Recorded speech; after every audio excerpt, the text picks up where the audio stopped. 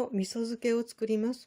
にんにくは根元の方をきれいに取って、皮をきれいに薄皮も全部剥いて、きれいに洗って、処理してます。で、その処理したものを私は蒸し器こういうの使うんですけど、小さいものを蒸し器でやるんですけど、これは電子レンジで、大きい玉は500ワットで、約1分弱、40秒ぐらい。ちょっと柔らかいけどコシのある程度まで、柔らかくします。で、小さいものもやっぱり別にして茹でました。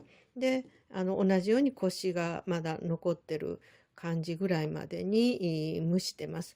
で、これを 150g 全部で、ありますけども、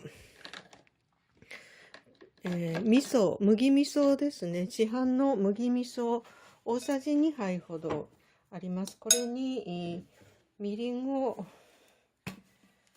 大さじ1杯ぐらいと入れて、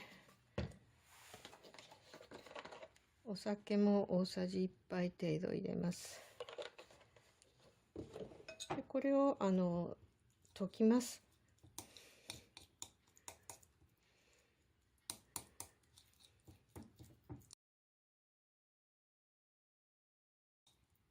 ちょっと甘めにしようかなと思いますので、みりんをもう少し足して、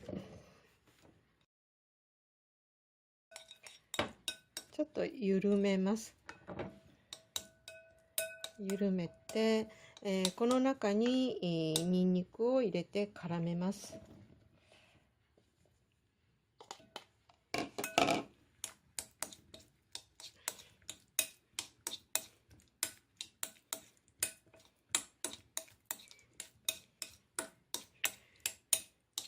にんにく150に味噌が大さじ2杯ぐらいで、みりんが大さじ 1.5 ぐらいとお酒が大さじ1杯程度で、絡めました。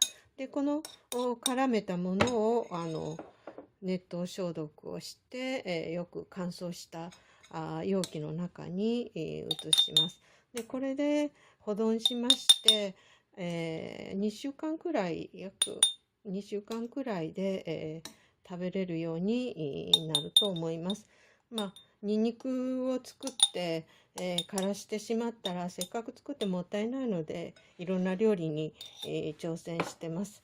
でこの次は、最後に残ったものを黒にんにくにしてみようかなと思ってます。これで、にんにくの味噌漬けは完成です。